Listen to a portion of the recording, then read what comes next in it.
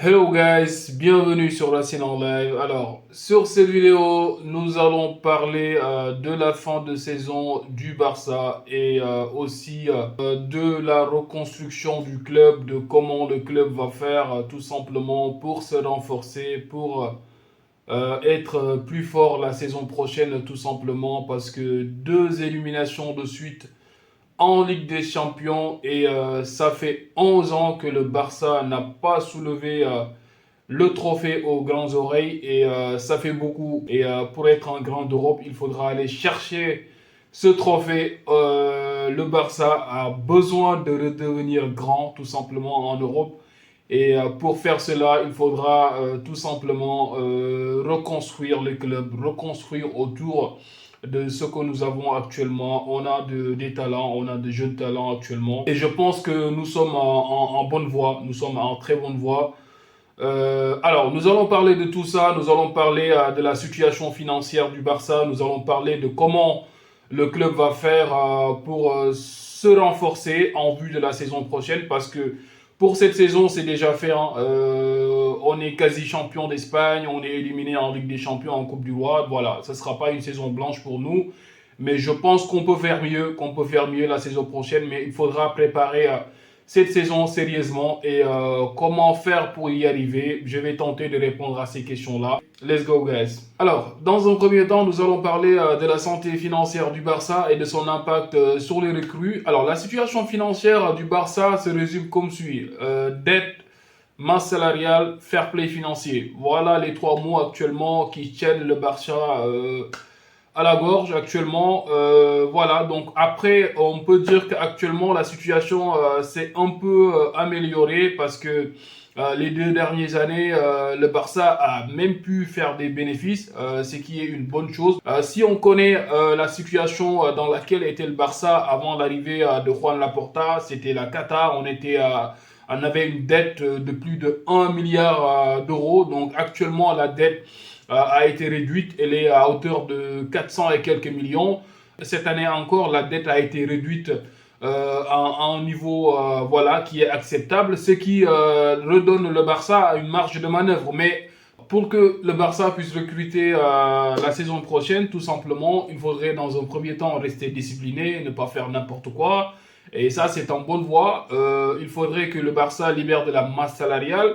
Aussi, il faudrait que le Barça trouve un moyen d'avoir de nouvelles sources de revenus. Et ça, toutes ces conditions-là sont réunies pour moi parce que, voilà, donc actuellement, côté discipline, étant donné que le club recommence à faire des bénéfices, de ce côté-là, ça va. Libérer de la masse salariale, ça veut dire libérer certains jours, ça, on va y revenir.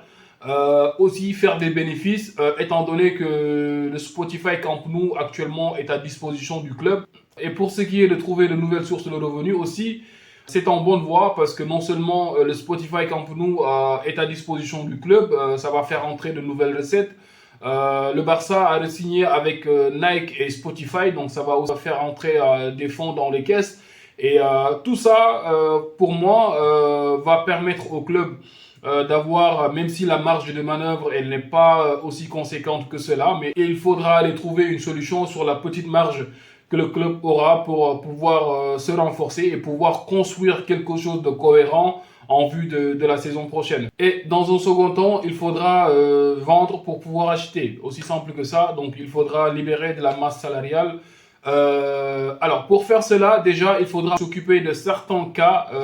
Alors le cas d'Ansu Fati, actuellement, qui est en prêt à Monaco, est un cas que le Barça va devoir régler le plus tôt possible parce que voilà, Monaco est très intéressé du profil d'Ansu Fati. Ansu Fati est en train de retrouver une seconde vie chez les Monégasques. Du coup, voilà, Monaco est intéressé. Il faudra tout simplement le vendre officiellement parce que c'était un prêt avec option d'achat. Le salaire de Ansu Fati est à hauteur de 500 000 euros par mois. Le Barça prend la moitié de ce salaire-là chaque mois. Et comme je l'ai dit, le Barça a besoin tout simplement de libérer de la masse salariale. Du coup, le cas Marcus Rashford, à la fin de la saison, le Barça, s'il vous plaît, Marcus Rashford, tu prends tes clics et tes claques, tu dégages, tout simplement. Donc, les 30 millions d'euros, United vous fait toujours rêver. mais vous les aurez pas. Parce que déjà, nous, voilà, on doit remplir les caisses pour pouvoir renforcer notre club.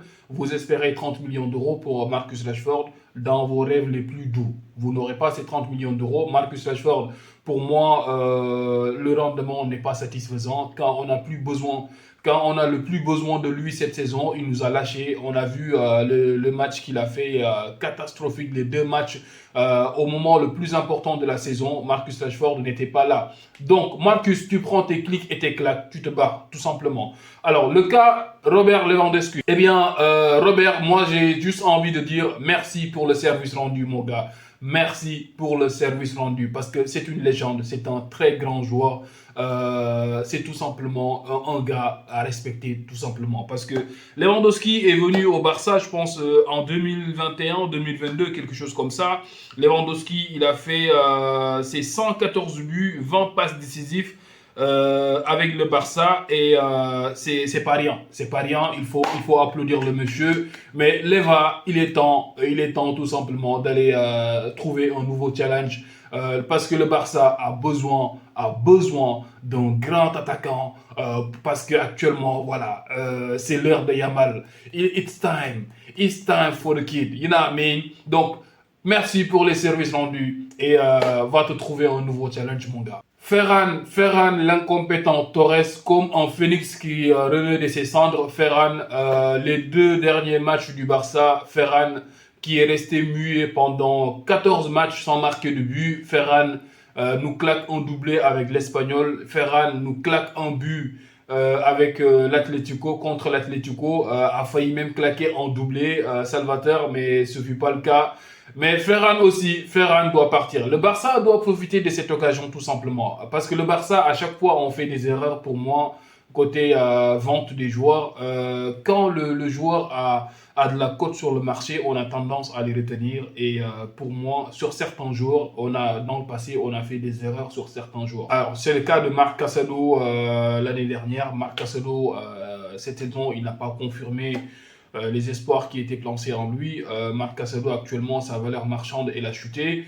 Ferran Torres, il faut en profiter parce qu'avec les deux derniers matchs qu'il vient de faire là, certainement sa cote a un peu remonté dans le marché. Ferran nous a clairement montré ses limites. Il nous a clairement montré ses limites. Pour moi, Ferran n'est pas l'homme de la situation. Même s'il a claqué ses deux buts avec l'Espagnol, son but avec l'Atlético de Madrid, dans les moments les plus importants de la saison, Hansi Flick nous a montré qu'il ne fait pas confiance à Ferran Torres parce que les deux, l'Atlético en championnat, il nous met Olmo et Firmin Lopez. Il n'y a pas d'attaquant dans le terrain. Il n'y a ni Lewandowski ni Ferran Torres.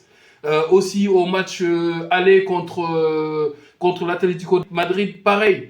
Le mec, il nous met encore Firmin Lopez et Olmo. Il n'y a pas d'attaquant.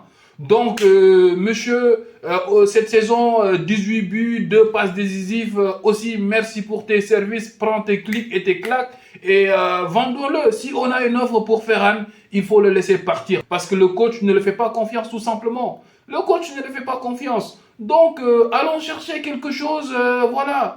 Si une chose est sûre, c'est que le Barça a intérêt à être vigilant en cette fin de saison et la off-season qui vient à grands pas. Donc, il faudra être vigilant sur la gestion de certains joueurs, sur la vente de certains joueurs et éventuellement sur le recrue. On va venir sur les recrues très rapidement parce qu'on ne veut pas encore un deuxième cas de Dro ou bien de Inigo Martinez. Dro, il est parti, un jeune de 18 ans avec un aussi grand potentiel que Dro. Tu laisses Paris Saint-Germain te le piquer comme ça. Pour moi, c'est juste du manque de professionnalisme. Inigo Martinez, on l'a toujours là, ça ne passe pas. La pilule, elle a du mal à passer parce que Inigo Martinez, la saison qu'il t'a fait l'année dernière, tu acceptes de signer une clause où si un club saoudien vient avec un gros salaire, tu le laisses partir sans rien récupérer de retour. Pour moi, c'est la pire connerie de tous les temps, mon gars. C'est la pire connerie de tous les temps, mon gars. C'est n'importe quoi, frère. N'importe quoi. Le gars, tu le laisses partir, c'est faire des balls en euros. Toi, tu ne prends rien derrière. Come on, guys, come on. Donc le Barça doit être vigilant sur ce que nous allons faire, sur qui nous allons vendre, sur qui nous allons recruter, parce que, comme je l'ai dit, on n'a pas une très grande marge de manœuvre, donc il faudra faire très attention, parce que on est dans une phase prépondérante du club, parce que voilà, pour moi, il y a de la place pour aller chercher les grands. Et si on veut redevenir grand, il faudra faire attention, parce que pour moi, il y a moyen d'aller faire quelque chose l'année prochaine. Et enfin, nous allons attaquer la phase la plus importante de cette vidéo, les recrues. Donc, le Barça doit recruter, le Barça doit se renforcer pour la saison prochaine. Et pour moi, les secteurs où on a le plus besoin de recrues, c'est la défense et l'attaque. Donc ça, tout le monde le sait. Pour la défense, le Barça est intéressé par Bastoni. Donc Bastoni, le Barça est en négociation avec l'Inter, mais rien de concret pour le moment. Il n'y a pas encore de proposition faite par le Barça. Deco n'a pas encore formulé d'offre, mais il y a un intérêt réel. Et depuis que le Barça a émis son intérêt, Bastoni, par son comportement en club, a montré que l'intérêt est réciproque. Après, comme je l'ai dit, tout dépendra du montant, tout dépendra de combien l'Inter voudra que le Barça débourse pour pouvoir aller chercher Bastoni. Parce que pour moi, Bastoni, c'est un bon défenseur, mais aussi, faut pas faire des folies pour Bastoni. Faut pas faire des folies pour Bastoni parce que je pense pas que ça envahit le coup. Alors, donc, pour aussi, en tout cas, il faudra trouver quelqu'un. Il faudra trouver quelqu'un dans l'axe. Aussi, le Barça parle dans latéral gauche du nom de Andrea Cambiasso, latéral gauche. Je suis pas très familier avec ça, mais sur le côté gauche, on a besoin de quelqu'un. Donc, à part Gérard Martin, Baldé, il faudra le laisser partir. J'ai oublié le cas Baldé. Baldé, si on a une offre pour Baldé, il faudra clairement le laisser partir parce que Baldé ne fait pas l'affaire. Andrea Cambiasso, je suis pas familier avec, mais si Anti le veut, ça veut dire que certainement c'est un gars qui pourra dépanner sur le côté gauche. Le côté droit, on a déjà Cancelo. Je pense qu'ils vont le garder. C'est un prêt. Certainement, ils vont lever l'option d'achat du prêt de Cancelo. Mais il faudra trouver quelqu'un d'expérience dans l'axe pour pouvoir canaliser les jeunes. Parce que Gérard Martin et Pau Cubarsí, pour moi, erreurs de jeunesse. À chaque fois, ce sont des erreurs de jeunesse. Et la ligne défensive aussi qui est très très haute. Faudra trouver quelqu'un. Parce que Hugo Martinez, quand il était là-bas la saison dernière, on a vu que malgré la ligne défensive qui était très haute tout le temps, mais le Barça, quand on a joué avec Madrid, le Classico l'année dernière, la première fois, Madrid, ils ont été combien de fois hors jeu? Je me souviens plus, mais c'était un nombre tout simplement hallucinant de hors jeu que Madrid a fait. Parce que la saison dernière, on jouait ça à merveille, on l'appliquait à merveille parce que Inigo Martinez et Cubarsí, ça s'entendait bien, ça jouait tout le temps bien le coup, ça marchait bien, mais c'était genre, avec le départ de Inigo Martinez, on a vu que on a eu du mal à le faire comme on le faisait la saison dernière. Donc, il faudra trouver quelqu'un d'expérience pour canaliser les jeunes. Et de ce côté-là, je fais confiance au club et j'espère qu'on va trouver quelqu'un. Parce que Bastoni, pour moi, c'est pas mal, mais voilà, faudra pas faire de folie, tout simplement. Alors, en ce qui concerne l'attaque, le Barça est intéressé par pas mal de profils. Pas mal de profils. Déjà, on parle de Victor Osimhen. Victor Osimhen, pour moi, c'est une piste intéressante parce que Osimhen, c'est intéressant. C'est intéressant parce qu'Osimhen, voilà, c'est un bosseur, c'est une pompe de fixation. Voilà, donc il est présent dans la surface. Avec le départ de Lewandowski, après on n'est pas encore totalement sûr de cela, mais bon, Osimhen est vraiment un profil intéressant pour moi, pour le Barça, parce que Osimhen, c'est un bosseur, il sera là sur le pressing, sur la première ligne. Et Osimhen, pour moi, à la finition, il est bon sur la finition. Ça peut être un profil très intéressant pour le Barça à voir. Donc on espère que c'est une piste que voilà, Deco va exploiter. À part ça, on parle de Julian Alvarez. Julian, on dit qu'il est intéressé, mais est-ce que l'Atlético de Madrid va vouloir le laisser partir? Si l'Atlético le laisse partir, à quel montant, quel sera le prix? Je pense que ce sera un transfert qui va coûter très très cher. Et est-ce que le Barça a les moyens de se payer un Julian Alvarez? Ça, j'en doute. Mais on verra ce qui va se passer. Mais bon, en tout cas, ça serait vraiment l'idéal pour notre attaque. Julian Alvarez, si on l'avait sur cette attaque, mon gars, la saison prochaine, ça va régler, ça pourrait régler beaucoup de problèmes, beaucoup de problèmes, ça, j'en suis sûr, mais bon, à quel prix et à voir, à voir. Après, Igo Ekitike, il est blessé récemment, mais pour moi, Ekitike aurait été un profil très intéressant pour le Barça. Je sais pas, voilà. En tout cas, moi, c'est un profil que j'affectionne beaucoup et il ne sera pas de la partie pour le mondial. Il s'est blessé récemment. Mais Ekitike, pour moi, voilà, est un bon profil, hein, est un bon profil. Si on avait un Ekitike sur notre attaque là, pour moi, ça pourrait faire mal, hein. Si tu as un Rafinha côté gauche, un Lamine Yamal avec un Ekitike devant, tu as un Osimhen sur le banc ou bien un Sorloth. Pour moi, ça a de ça a de la gueule, hein. Ça a de la gueule, ça a de la gueule. Après, voilà, je sais pas si les gars, ils vont vouloir Ekitike, mais bon, en tout cas, Ekitike, moi, c'est un profil que j'aime beaucoup, que j'affectionne beaucoup. Après, voilà. Donc, il faudra être créatif, hein. Il faudra être créatif. Il y a pas mal d'autres profils. Benjamin Sesko, Kenan Yildiz. Après, voilà. Donc, pour moi, Ekitike ou bien Osimhen ou bien, voilà. Donc, c'est là où pour moi, le Barça pourra faire un coup parce que, comme je l'ai dit, la situation oblige, hein. Il n'y a pas beaucoup de sous dans les caisses. Déjà, avant de recruter, il faudra vendre.